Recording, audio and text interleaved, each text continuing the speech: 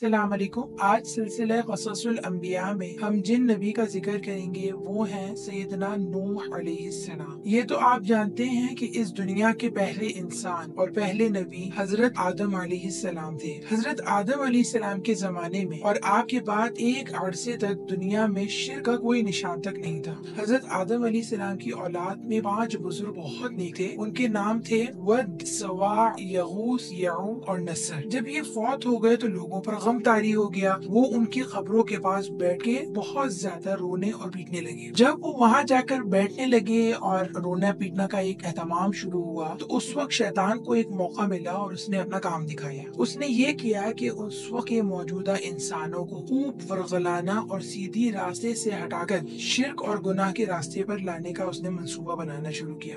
اس نے یہ کیا کہ سب سے پہلے تو ان لوگوں کو کہا اور ان کے پاس وہ ایک انسانی شکل میں آیا اور کہنے لگا کہ تم ان بزرگوں کی یادگار قائم کر لو، وہ ہر وقت تمہارے سامنے رہیں گے۔ ان لوگوں نے اس مشورے کو بہت زیادہ پسند کیا۔ شیطان نے ان بزرگوں کی تصویریں بنا کر ان کے سامنے رکھ دی۔ وہ لوگ ان تصاویر کے پاس جمع ہو جاتے۔ اب ابلیس نے یعنی شیطان نے دوسری چال چلی، کہنے لگا تمہیں اتنی دور دور سے آنا پڑتا ہے، میں ایسا کرتا ہوں کہ بہت سی تصاویر تم لوگوں کو بنا کے دیتا ہوں، تم ان کو اپنے گھروں میں یادگار کے طور پر رکھ لو اور جب تم کو زیادہ یاد آئے تو انہی کے پاس چلے جایا کرو۔ جو تم لوگ اتنی دور دور سے سفر کر کے آتے ہو وہ تمہارا وقت بچ جائے گا۔ یہ بات ان لوگوں کو اور زیادہ پسند آ گئی۔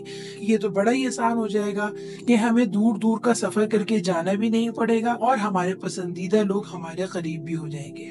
اس نسل تک تو معاملہ یوں ہی رہا کہ ان لوگوں نے اپنے پسندیدہ لوگوں کی تصاویر بنا کے اپنے گھروں میں رکھ لی اور ان کو دیکھا کرتے تھے۔ لیکن جب ان کی اگلی نسل آئی تو انہوں نے ان تصاویر کی پوجا شروع کر دی۔ پھر ان تصاویر کی جگہ ان بزرگوں کی بتوں نے لے لی۔ انہوں نے تصاویر کی شکل کے بت تراش لیے۔ یہ بات بھی انہیں شیطان نے ہی بتائی تھی۔ اس طرح دنیا میں بتوں کی عبادت شروع ہوئی۔ پھر ان لوگوں نے جب اللہ تعالیٰ کی عبادت کو چھوڑ کر بتوں کی عبادت شروع کر دی تو اللہ تعالیٰ نے ان کی ہدایت کے لیے سیدنا نوح علیہ السلام کو نبی بنا کر بھیجا۔ سیدنا نوح علیہ السلام سیدنا ادریس علیہ السلام کی نسل سے ہیں۔ ادریس علیہ السلام آپ کے پردادا تھے۔ سورہ شعراء، سورہ عنکبوت، سورہ صافات اور سورہ مومن میں سیدنا نوح علیہ السلام کا ذکر آیا ہے۔ پھر ایک مکمل سورت یعنی سورہ نوح آپ کے نام سے نازل ہوئی۔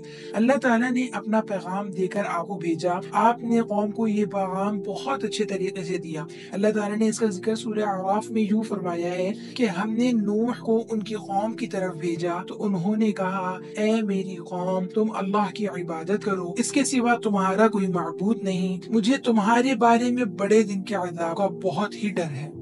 جواب میں ان کی قوم کے بڑے سردار کہنے لگے کہ ہم تو تمہیں صریح گمراہی میں مبتلا دیکھتے ہیں۔ نوح علیہ السلام نے کہا اے قوم مجھ میں کسی طرح کی گمراہی نہیں، میں تو پروردگار عالم کا رسول ہوں، اپنے پروردگار کے پیغامات تمہیں پہنچاتا ہوں اور تمہاری خیر خواہی کرتا ہوں۔ مجھے اللہ کی طرف سے ایسی باتیں معلوم ہیں جن سے تم بے خبر ہو۔ تمہیں اس بات پر تعجب ہے کہ تمہارے پاس نصیحت تمہارے پروردگار کی طرف سے ایک ایسے آدمی کے ذریعے سے آئی ہے جو تمہیں میں سے ہے، تاکہ وہ تمہیں برے انجام سے ڈرائے، تمہیں نافرمانی سے بچائے اور تم پر رحم کیا جائے۔ مگر ان لوگوں نے سیدنا نوح علیہ السلام کو جھٹلا دیا، یعنی ان کی بات بالکل بھی نہ مانی۔ آپ نے انہیں دن کو بھی تبلیغ کی اور رات کو بھی تبلیغ کی، تنہائی میں بھی کی اور اعلانیہ بھی کی، لیکن کوئی بھی طریقہ کارگر ثابت نہ ہوا، کسی بھی چیز کا فائدہ نہیں ہو پا رہا تھا۔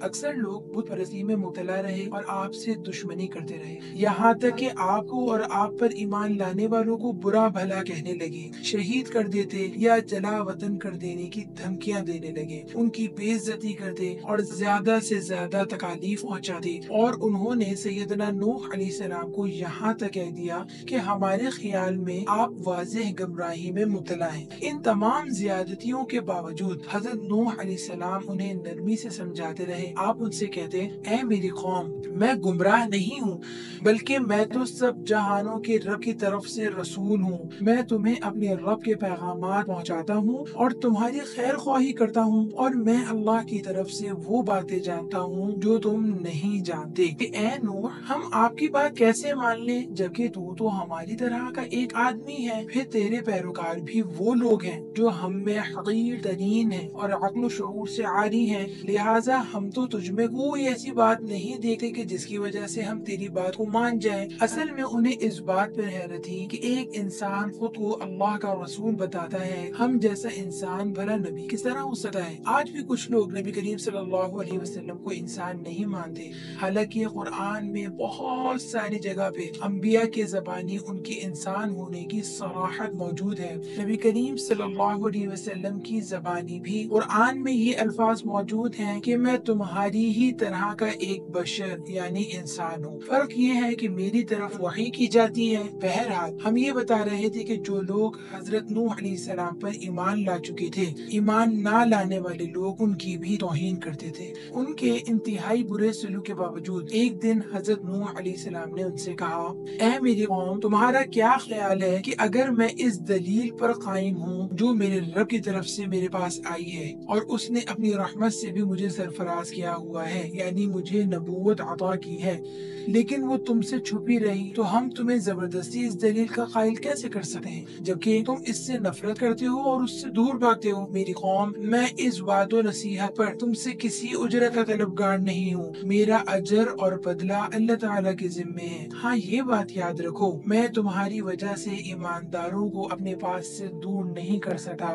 کیونکہ وہ اپنے رب سے ملنے والے ہیں، اور میں دیکھ رہا ہوں کہ تم لوگ جہالت سے کام لے رہے ہو۔ یہ کہنے سے سیدنا نوح علیہ السلام کا مطلب یہ تھا کہ میں تمہیں ایسی چیز پہنچا رہا ہوں جس میں تمہارا دنیا اور آخرت کا فائدہ ہے، اور اس کام کے بدلے میں تم سے کوئی اجرت نہیں مانگتا، کوئی معاوضہ نہیں مانگتا، میں تو یہ چیز صرف اللہ سے مانگتا ہوں، اس کا ثواب میرے لیے بہتر ہے اور وہ اس سے زیادہ فائدہ مند ہے جو تم مجھے دے سکتے تھے یا دے سکتے ہو۔ سیدنا نوح علیہ السلام نے انہیں کئی سو سال تک تبلیغ کی، جی ہاں کئی سو سال، یعنی سیدنا نوح علیہ السلام نے 950 سال اپنے قوم کو تبلیغ کی۔ اتنی طویل مدت میں بہت تھوڑے سے لوگ مسلمان ہوئے۔ جب ایک نسل کے لوگ مرتے تو وہ اپنی اولاد کو وصیت کر کے جاتے کہ نوح علیہ السلام پر ایمان نہ لانا، ان سے جھگڑتے رہنا، گویا ہر باپ اپنے بیٹے کو یہی نصیحت کرتا، مطلب یہ کہ ایمان کو قبول کرنا انہیں کسی صورت گوارا نہ تھا۔ آخر اس بدبخت قوم نے آ کر سیدنا نوح علیہ السلام سے کہا، اے نوح، اگر تم سچے ہو تو جس چیز سے تم ہمیں ڈراتے ہو وہ ہم پر تم لے کر آ جاؤ۔ اس پر سیدنا نوح علیہ السلام نے فرمایا، اس عذاب کو تو اللہ ہی جب چاہے گا نازل کرے گا اور تم اسے کسی بھی طرح عاجز نہیں کر سکتے۔ آپ نے قوم کو دن رات تبلیغ کی، بہت زیادہ محنت کی، مگر 950 سال کی بے مثال کوششوں کے باوجود قوم نے ایمان کی دولت کو قبول نہ کیا، الٹا ان سے عذاب کا مطالبہ کرنے لگے۔ آخر اللہ تعالیٰ نے حضرت نوح علیہ السلام کی طرف وحی کی کہ تمہاری قوم میں سے جتنے لوگ ایمان لا چکے ان کے علاوہ اور کوئی ایمان نہیں لائے گا، اس لیے جو یہ کام کر رہے ہیں آپ اس کی وجہ سے غم نہ کریں۔ ان الفاظ کے ذریعے سے حضرت نوح علیہ السلام کو تسلی دی گئی تھی۔ پھر اللہ تعالیٰ نے فرمایا، تو ہماری آنکھوں کے سامنے اور ہمارے وحی کے مطابق ایک کشتی بنا اور مجھ سے ان لوگوں کے متعلق بات مت کرنا جنہوں نے ظلم کیا، بے شک انہیں غرق کر دیا جائے گا۔ اللہ تعالیٰ کے ایسے فرمانے کی وجہ یہ تھی کہ جب وہ لوگ کسی طرح نہ مانے تو پھر نوح علیہ السلام نے ان پر اللہ کا غضب نازل ہونے کی دعا کی تھی۔ اللہ نے آپ کی دعا قبول فرمائی۔ آپ نے ان الفاظ میں دعا کی تھی کہ اے میرے رب، میرے قوم نے مجھے جھٹلایا ہے، لہٰذا آپ میرے اور ان کے درمیان فیصلہ فرما دیجئے اور مجھے جو میرے ساتھ ایمان لانے والے ہیں انہیں بچا لیجئے۔ آپ نے یہ دعا بھی کی، اے پروردگار، کسی کافر کو روئے زمین پر زندہ نہ رہنے دے، اگر آپ ان کو رہنے دیں گے تو یہ تیرے بندوں کو گمراہ کریں گے اور ان سے جو بھی اولاد ہوگی وہ بھی فاجر اور کافر ہی ہوگی۔ اس طرح ان پر کفر اور شرک کے جرم کے ساتھ ان کی نبی کی بد دعا کا وبال بھی آ پڑا، اور اللہ تعالیٰ نے سیدنا نوح علیہ السلام کو ایک کشتی بنانے کا حکم دیا۔ کہا جاتا ہے کہ اللہ تعالیٰ نے 80 ہاتھ لمبی کشتی بنانے کا حکم دیا اور ہدایت دی کہ اس کو اندر اور باہر تارکول لگائیں اور اس کا اگلا حصہ ایسا خمدار بنائے تاکہ وہ پانی کو چیر کر نکل سکے۔ ایک روایت کے مطابق وہ کشتی 300 ہاتھ لمبی اور 50 ہاتھ چوڑی تھی۔ اس کی 3 منزلیں تھیں، ہر منزل 10 ہاتھ بلند تھی۔ نچلی منزل مویشیوں اور جنگلی جانوروں کے لیے تھی، درمیانی منزل انسانوں کے لیے اور اوپر والی منزل پرندوں کے لیے تھی۔ اس کا دروازہ چوڑائی میں تھا اور اس پر ایک چھت بھی تھی۔ پھر اللہ تعالیٰ نے حضرت نوح علیہ السلام کو ہدایت فرمائی، جب ہمارا حکم آ پہنچے اور زمین میں پانی جوش مارنے لگے تو تمام قسم کے جانوروں کا ایک ایک جوڑا یعنی نر اور مادہ کشتی میں بٹھا لینا اور اپنے گھر والوں کو اور وہ لوگ جو ایمان لائے ہیں انہیں بھی سوار کر لینا۔ جن کے بارے میں ہلاک کیے جانے کا حکم دیا جا چکا ہے ان کے بارے میں کچھ نہ کہنا یعنی کسی ظالم کی سفارش نہ کرنا، وہ ضرور ڈبو دیے جائیں گے۔ اس بات کا مطلب یہ تھا کہ کسی کافر کو کشتی میں سوار نہ کیا جائے اور ایمان لانے والے سب لوگوں کو سوار کر لیا جائے۔ کشتی پر کل کتنے آدمی سوار ہوئے اس بارے میں تو مختلف روایات آئی ہیں۔ کچھ روایات میں ہے کہ وہ کل 80 افراد تھے، ایک روایت کے مطابق 72 افراد تھے یعنی 72۔ حضرت نوح علیہ السلام کا بیٹا کنعان بھی آپ پر ایمان نہیں لایا تھا۔ آپ آخر وقت تک اس کو سمجھاتے رہے تھے لیکن وہ نہ مانا تھا۔ پھر جب اللہ کے عذاب کی پہلی نشانی شروع ہوئی یعنی زمین میں پانی جوش مارنے لگا تو سیدنا نوح علیہ السلام نے اللہ کی ہدایت کے مطابق سب کو کشتی میں سوار کر لیا، لیکن آقا بیٹا رہ گیا۔ چنانچہ آپ نے اللہ سے درخواست کی۔ آپ کی درخواست کا اللہ تعالیٰ کی طرف سے جواب قرآن کریم میں اس طرح بیان ہوا ہے، اور نوح نے اپنے رب کو پکارا اور کہا، اے پروردگار، بے شک میرا بیٹا میرے اہل میں سے ہے اور تیرا وعدہ سچا ہے اور تو سب فیصلہ کرنے والوں میں سے بہترین فیصلہ کرنے والا ہے۔ اللہ تعالیٰ نے فرمایا، اے نوح، وہ تیرے اہل میں سے نہیں ہے، وہ بد کردار ہے، لہٰذا تو مجھ سے اس چیز کا سوال نہ کر جس کا تجھے علم نہیں۔ میں بلا شبہ تجھے نصیحت کرتا ہوں کہ تو نادانوں میں سے نہ بن۔ تب نوح علیہ السلام نے کہا، اے میرے رب، میں تیری پناہ میں آتا ہوں اس سے کہ میں تجھ سے اس چیز کا سوال کروں جس کا مجھے علم نہیں، اور اگر تو نے میری بخشش نہ کی اور مجھ پر رحم نہ کیا تو میں بہت خسارہ پانے والوں میں سے ہو جاؤں گا۔ پھر جب سب ایمان والے کشتی پر سوار ہو گئے تو آسمان کو بھی بارش برسانے کا حکم ہوا، گویا آسمان سے بھی پانی برس رہا تھا اور زمین سے بھی پانی اگل رہا تھا۔ اس طرح پانی کی بلند سطح بلندر ہوتی چلی گئی۔ ایسے میں سیدنا نوح علیہ السلام نے بیٹے کو پکارا اور فرمایا، اے بیٹے، اب بھی وقت ہے، میری دعوت کو قبول کر لے، ایک اللہ کو معبود مان لے۔ مگر اس بدبخت نے جواب دیا کہ میں پہاڑ کی چوٹی پر چڑھ جاؤں گا، یعنی پہاڑ کی اونچائی پر چڑھ جاؤں گا اور وہ پہاڑ مجھے غرق ہونے سے بچا لے گا۔ اس پر سیدنا نوح علیہ السلام نے فرمایا، آج کوئی اللہ کے حکم سے بچانے والا نہیں، صرف وہی بچے گا جس پر اللہ کا رحم ہوگا۔